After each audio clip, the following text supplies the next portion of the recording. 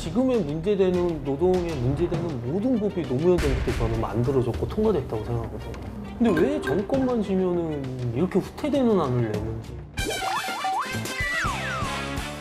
자, 복잡한 노동 이슈의 노른자만 쏙쏙 전해드립니다. 그래? 자, 오! 안녕하세요. 한국노총의 김윤정 차장입니다. 오늘 김종목 차장이 개인적인 사정 때문에 참석하기 어렵다고 해서 오늘 제가 땜빵으로 참석하게 됐습니다. 땜빵 아니고 네. 그냥 이렇게 쭉 가는 거예요. 인생이 뭐 땜빵 어딨어. 그냥 가는 거지. 왜 그랬을까?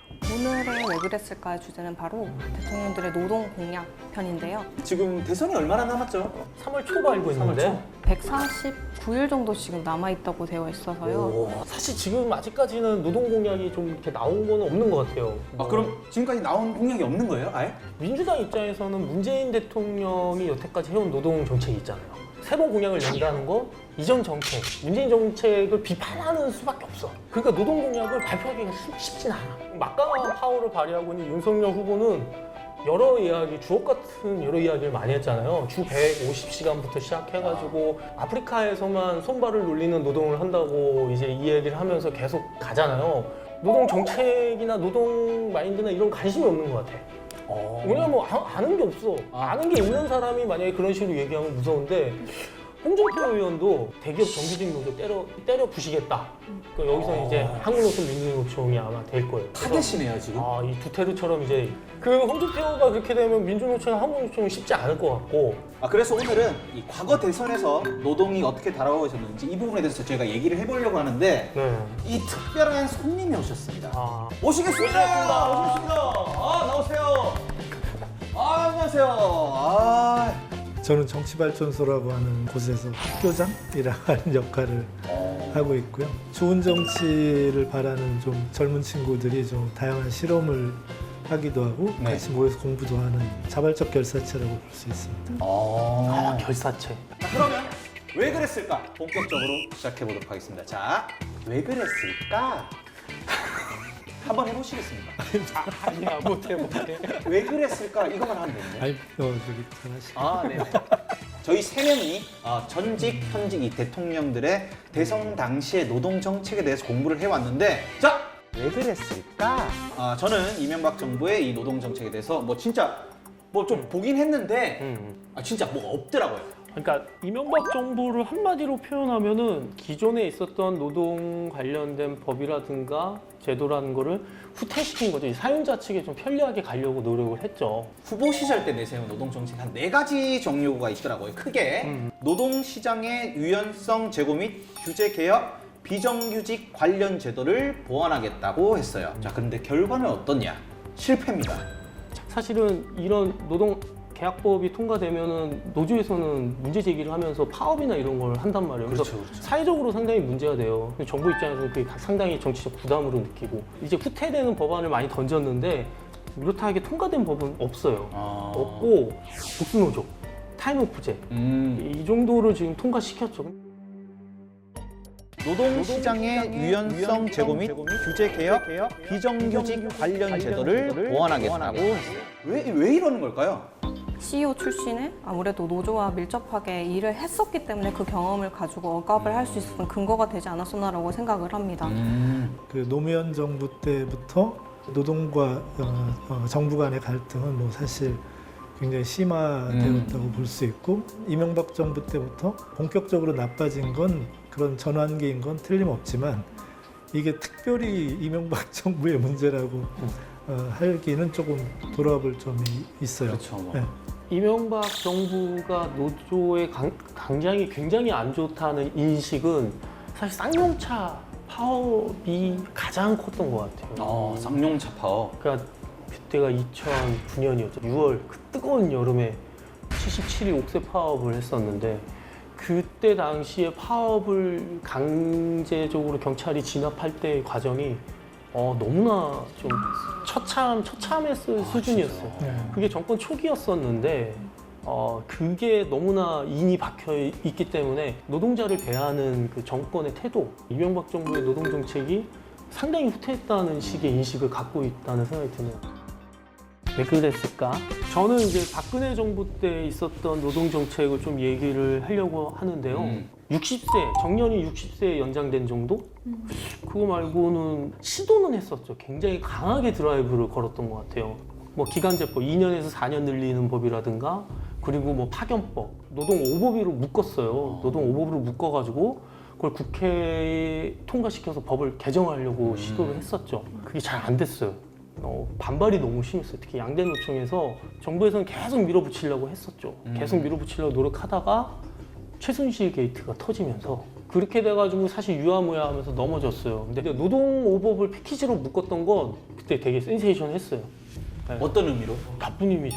이 법이 통과되면 야 이거 진짜 2012년 한국 대선은 좀 특별한 선거였어요. 경제 민주화가 여야 사이에 사실은 큰 차이 없는 게 있었고 그 복지 수급 대상을 획기적으로 늘린 면에서는 오히려 민주당보다 못하지 않았어요. 근데 집권하고 나서 아주 빠르게 나빠진 거고요. 우리가 좀 생각해야 될 건 선거 때와 선거 이후 일상적으로 행정부 운영에서 왜 큰 격차가 나는지, 노동운동도 만약에 정치 문제에 관심을 갖는다 그러면 이 격차를 어떻게 대응할지에 대한 저는 현명한 준비가 좀 필요하다고 생각을 좀 하는 편입니다.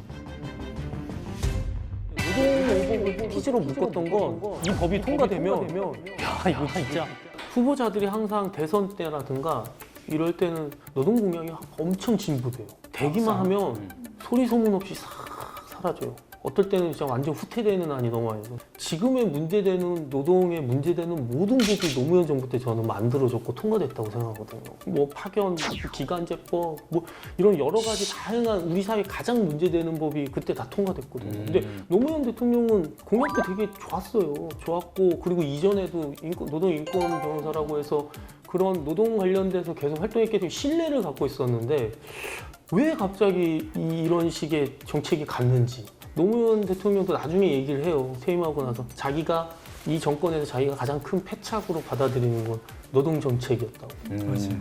근데 왜 정권만 지면은 이렇게 후퇴되는 안을 내는지 잘 이해는 안 가요. 대통령이 된 다음에 뭐 어디 연설에서 이런 말을 한 적이 있어요.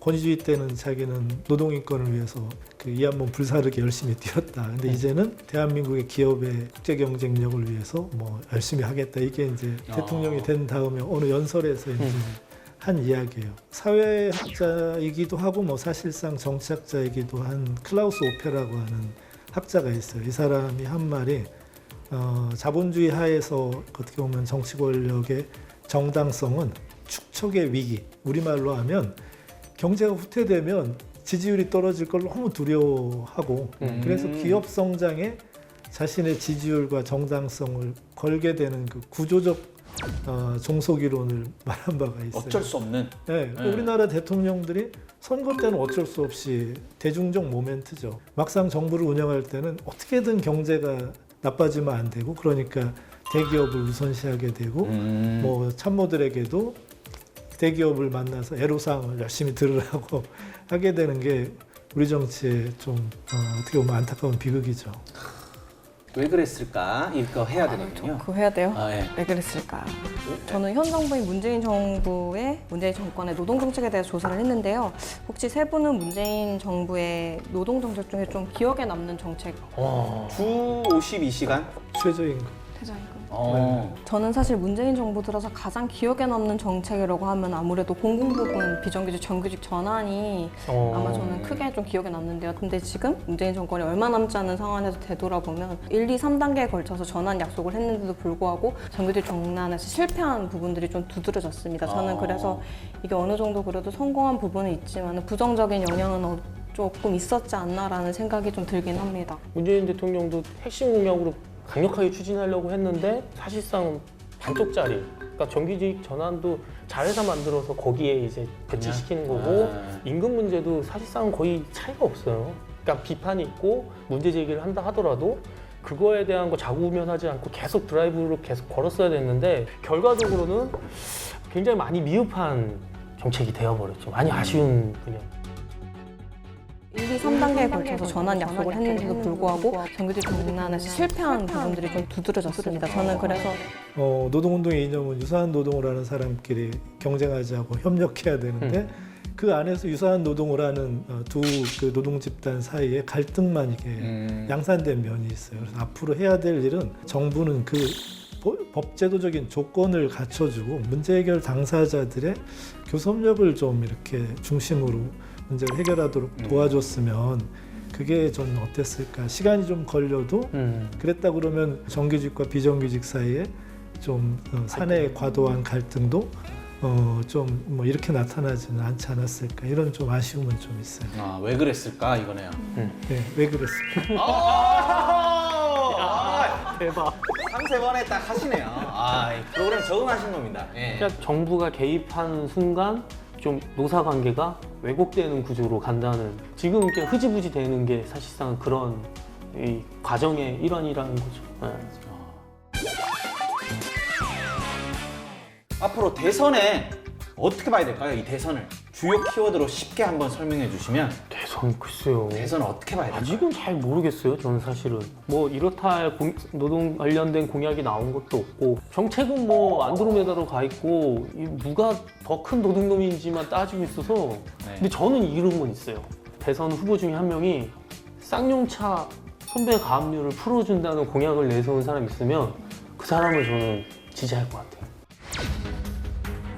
이게 되게 재밌는 게, 어쨌든 파업이 끝나고 나서 경찰이 쌍용차 노동자들한테 손배가압류를 걸었어요. 니네들 때문에 헬기랑 뭐 자동차랑 뭐 이런 게 부서지고 파손됐다. 뭐 그래서 해. 11억인가 손배소를 걸었는데 지금 이자가 붙어서 28억까지 됐어요. 근데 그게 문재인 정부 때 그거 풀어준다고 했거든? 안 풀어줘. 그거 법무부 장관이 풀면 돼요. 그리고 이제 공약은 이제 이행 못 하게 됐죠. 근데 이거 하나만이라도 해결해 준다면 노동의 진정성을 갖는 거죠. 선생님이 생각하시는 그 대선의 키워드는? 노동시장의 이중구조는 이거는 사실 비극이에요. 점점점 우리가 지금 20대, 30대 그 계약직 노동자들의 자살 시도가 점점 문제가 되고 있어요. 이 사회에서 어떻게 보면 본인의 존재감을 인정받지 못하거나 좌절해서 OECD 최대 자살 국가가 지금 15년째 유지되고 있어요. 정규직 이기주의라고 보통 불리는 그거를 어떤 좀 개선을 해야 될지 정말 좀 뼈저리게 좀 고민들을 해봤으면 좋겠어요. 이번 대선이 지금까지는 실망스럽지만 아마 경선이 끝나고 나면 정당들의 정책 공약에는 반드시 노동 공약이 안 들어가지 않을 거예요. 그때 조금이라도 낮게 들어갈 수 있도록 있는 힘, 없는 힘을 잘 동원해서 좀 압력도 좀 제시하고 해야 되지 않을까, 좀 그런 생각이 좀 들어요. 아무튼 너무 좋은 말씀 감사드리고 오늘 이렇게 처음 나와주셨지만 우리 고생해주신 우리 막내님도 너무 감사드립니다. 자, 저희 노른자 재밌게 보셨다면 구독, 좋아요, 댓글, 알람 설정까지 부탁드리겠습니다. 자, 오늘 나와주셔서 진심으로 감사드립니다. 자, 감사합니다. 감사합니다. 감사합니다.